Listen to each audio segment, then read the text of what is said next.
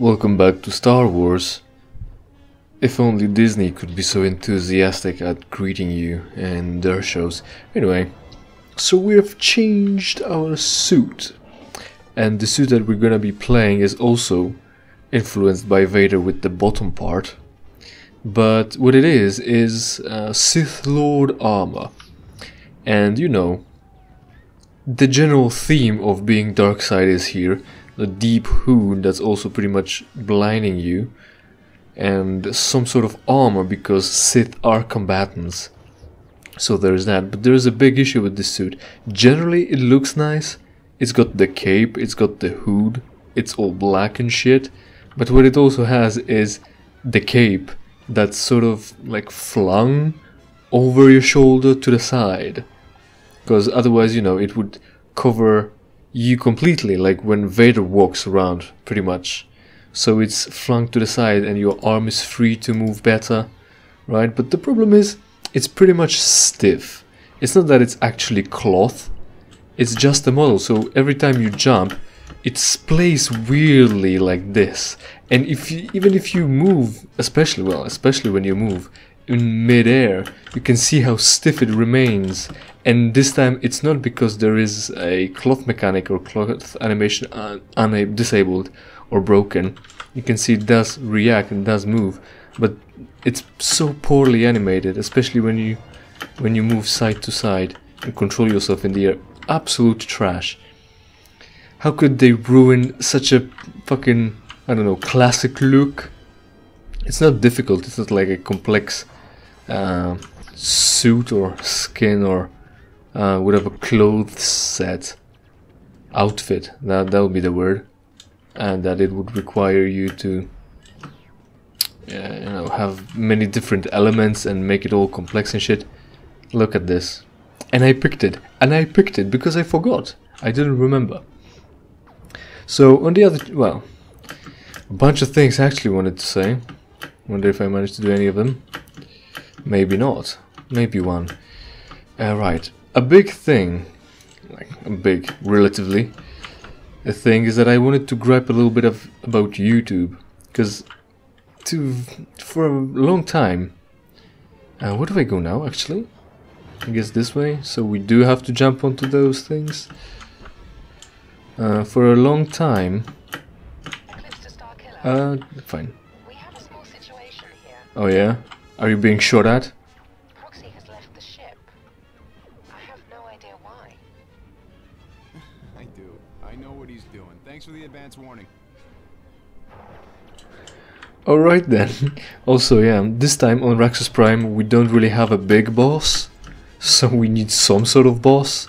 And if you remember about Proxy, and if Starkiller clues you in here saying that he knows what Proxy is doing, you should know too. Proxy at the beginning of the game tried to assassinate his master Starkiller. It's a training program, and you know, it keeps Starkiller on edge, or more like prepared all the time, so he's always sharp and ready to go. So that keeps him fresh and not an easy target. So that's what Proxy is gonna use here to his advantage, all this mess. But also writers decided to actually put you against Proxy, which is, you know, reasonable, I'd say reasonable to some extent at least. That you actually do get to fight Proxy yourself, unlike just in a cutscene. I never experienced that, and what special abilities of Proxy are for you to experience against in combat. But yeah, from the writing standpoint and the gameplay standpoint, is that we don't really have a boss for this level, so just slam Proxy in it. Proxy fight should have been way before, should be like a tutorial boss really, I'd say, because Starkiller theoretically fought against Proxy many times, and that would be like a good first test or like practice before actually killing first Jedi Masters that survived the Order 66. But yeah, they decided not to do that. Okay, I didn't even hit him. Oh, good. Oh wait, hold on. So, the deal with purge troopers is that you don't really get to pick them up with the force. They could explain it with magnetic boots, but also he fell down, completely fell over. And does he have magnetic back too, that he can be lifted up with the magic? I guess, right? Right. So there's that mechanic. You can't really manipulate a purge droid like that, purge trooper like that, because that would be easy, and this enemy was designed to not be easy. Yeah. So what are the things we get to say? Jeez, I already forgot. Like, I know the big things, but I again forget what I was talking about just a moment ago. Oh, again, ATSD. Right, proxy. So proxy is a boss here.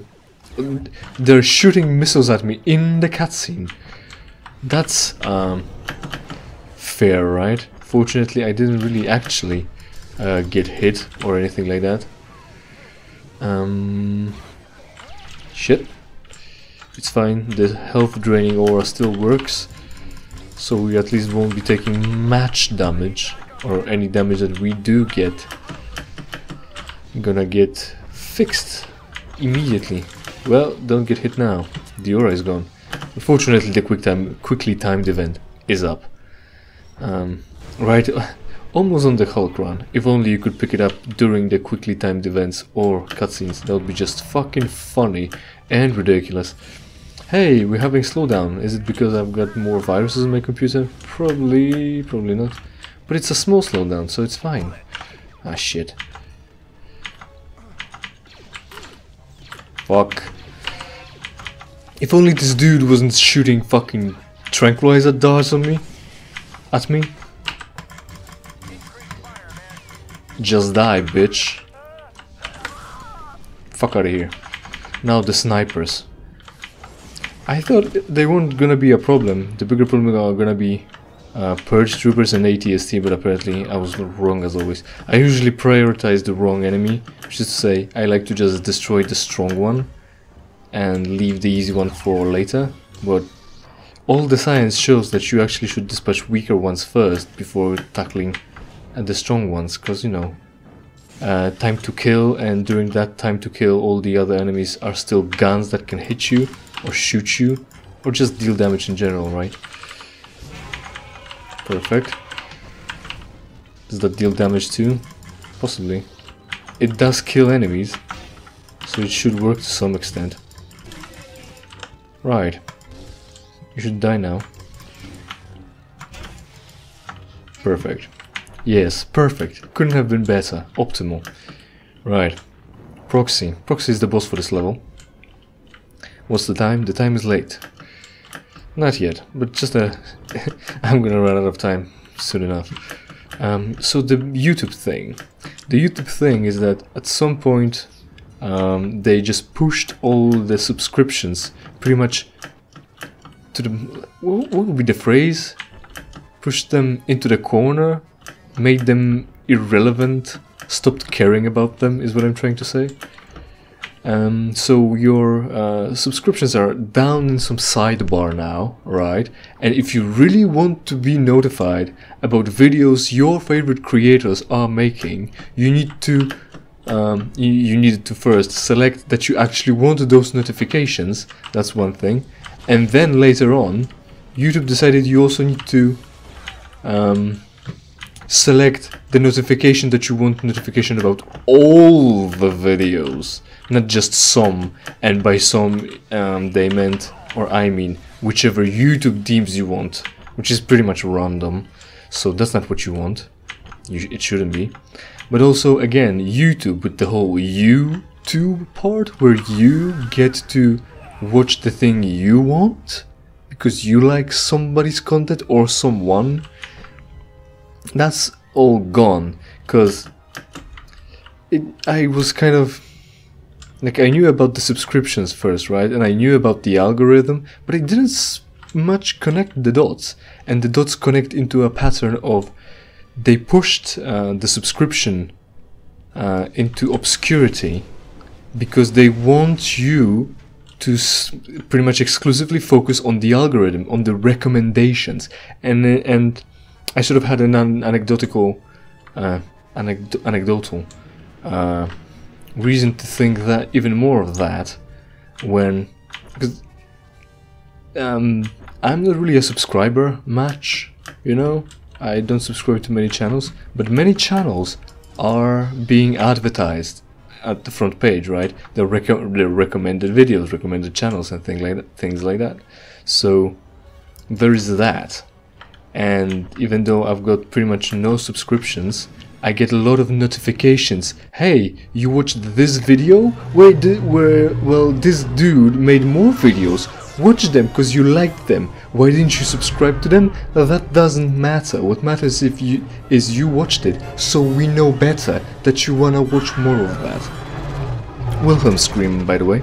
And also, cool transition where you're just being teleported to a different part of level, because I guess they didn't really have a way to put you here naturally. Pretty weird. Why couldn't it have been done the right way? I don't know. And I think it should have been done the other way. Like every other level you're at, you progress from point A to point. Could you fucking die? Have you seen this? I'm hitting the motherfucker with a lightsaber over and over again, and he's not fucking dying. This is fucking amazing. I have never come across this kind of bug, but fortunately I've got an idea for you. I'm just gonna pick you up and put you off the fucking play area. Now it's your problem, bitch. You think you're immortal? Well, come on, get back into the game then. I essentially banned him out of the fucking server. Banned him off the server. Right. My shit. He was just invincible because... You tell me. I don't know. Right. Subscriptions. So... yeah, I'm getting notifications that the channel that releases videos, have made a new video because I watched one video, so I immediately like them, right? And I want to get notifications about that. No, I don't. That's what subscriptions were for. But again, just like EA made one, what is it? With the cars, the Need for Speed.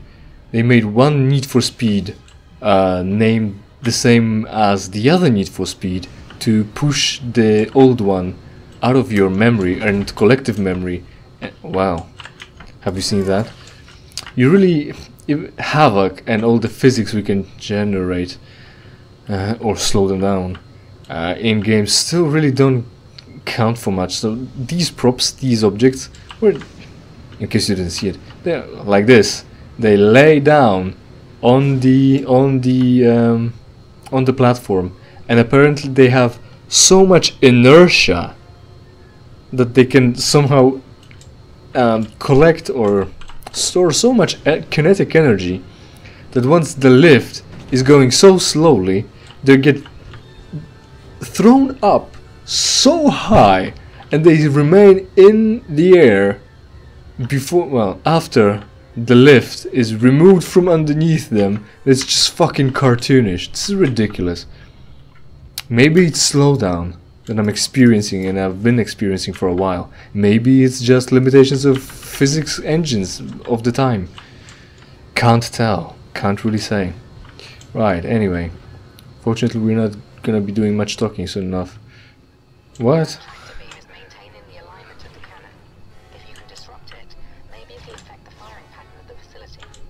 I was just saying things at random that would sound nice. Right. So yeah, EA decided to make another Need for Speed Most Wanted game to push the new one in and push the old one out, because the new one can sell DLCs, so there's more money in that title compared to the old one. So you want the money because it's EA, right? The greedy fuckers. Right. But... I think that's what YouTube's doing. I finally connected the dots. You know why they're giving you notifications about someone releasing a video, and all those weird videos that no one asked for. When you watch a video and then look into a comments and they say, yeah, I don't know why I'm here, why was this recommended to me? It was recommended because it was popular already, right? The best, how do you become popular? Well, you have to start off being popular. That's a big argument. It's like fucking marketing. It's literally, well, literally, I got caught in that too. Again, it's actually marketing.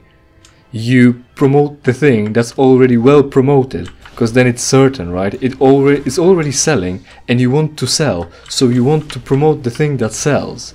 Therefore, oh, hey, that's a secret.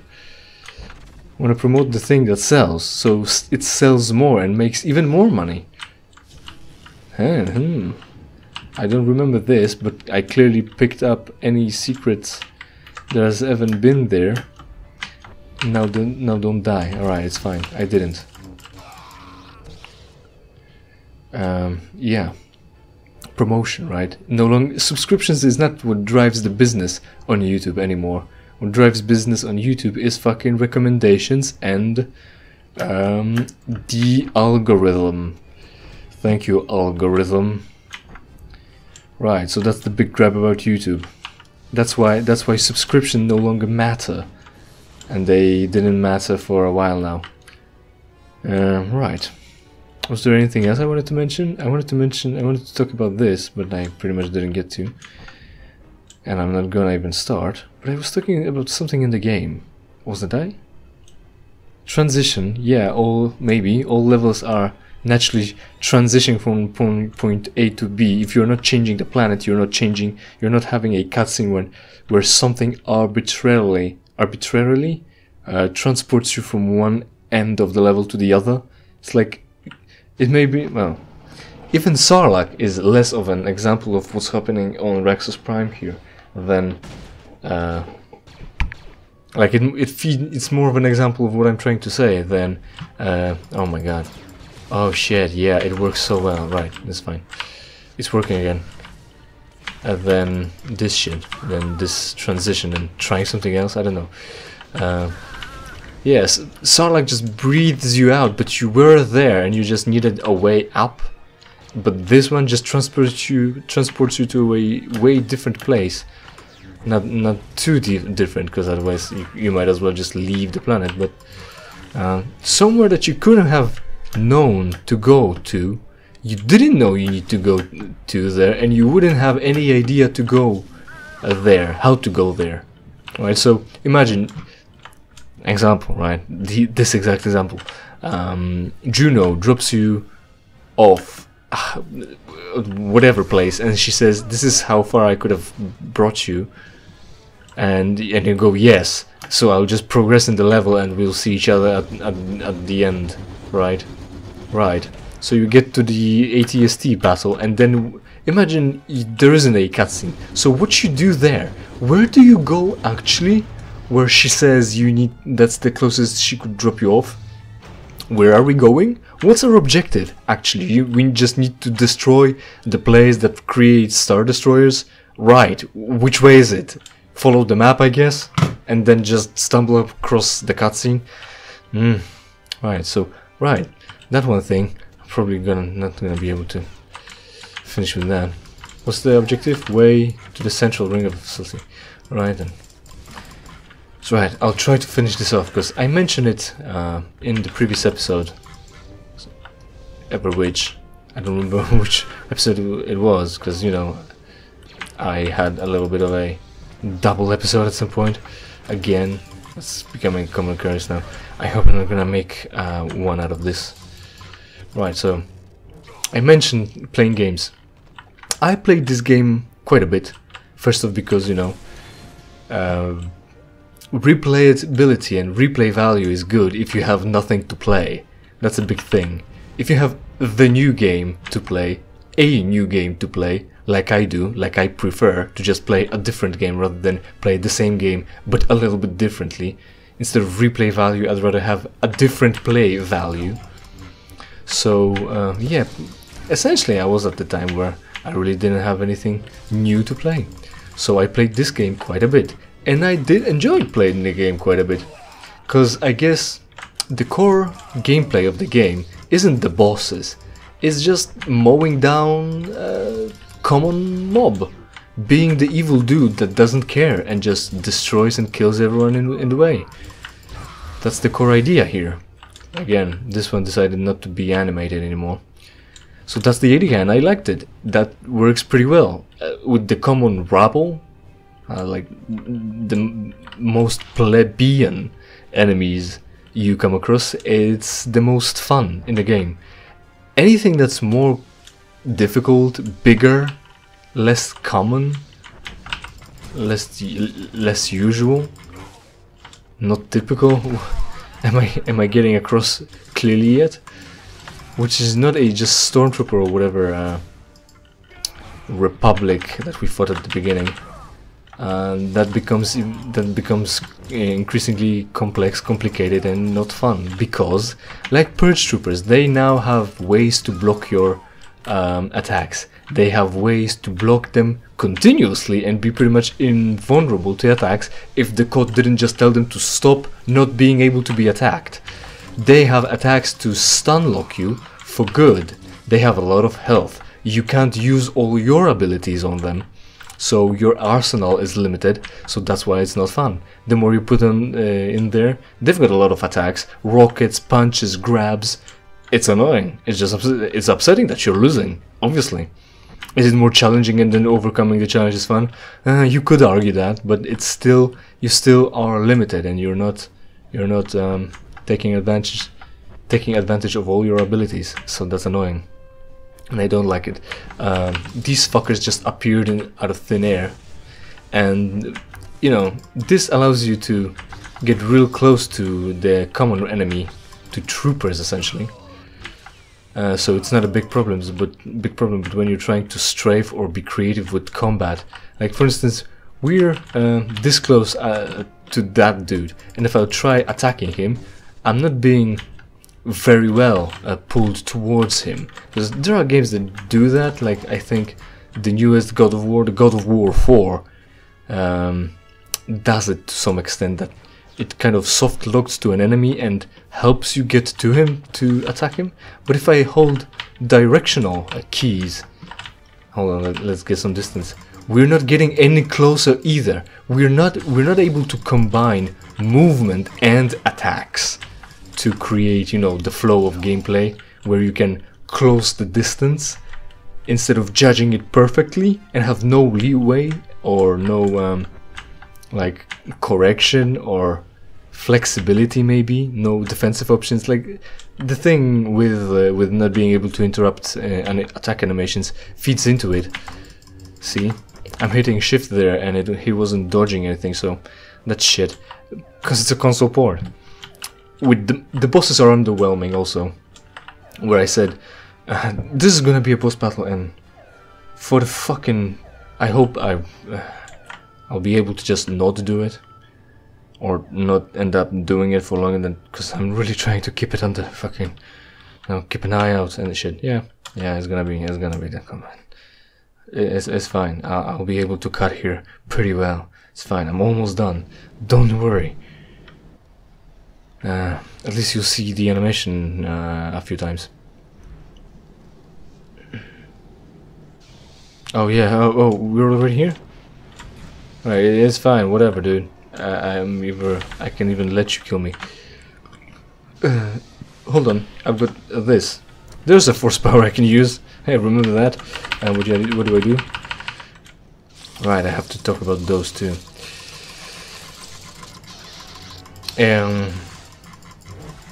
What was it about? How it plays, right? So the big thing is, it's like a console port, right? And it's this flawed. It was supposed to be, like I mentioned before a few times, it was supposed to be like a... See, this dude was he just put his arm out and decided to be invincible now. Have I dealt enough damage to him that it's decided that I have to engage in quickly timed event now? Or what? Well, I guess that bought us time. Oh no, it's fine. Is it proxy after all? It is. Fuck. My onboard tactical computer suggests that this is the best time to attack. I am certain that I will finally fulfill my programming. Maybe I still have some time to fuck about that, because it's really not that difficult. Yes! Also, have you seen? It was proxy, but he was using force powers. Because we're consistent here, right? My shit. Yeah. Bosses are often just gimmicks. And they've got one pattern. You could argue it's pattern recognition. So you have to learn that, and that's a good gameplay in them. But it feels cheap instead. They've got like a bunch of defenses, but you're not proactive again, you're just reactive, and it's not that you're trying to create an opportunity, an opening. You're just you can either just mash through them, essentially, or they've got like, oh, what the fuck is going on with that guy? Which is proxy. You can either just mash through them, or there's a specific gimmick. Give me some credit, Master. I have one module you've never seen. An enemy I've studied for years.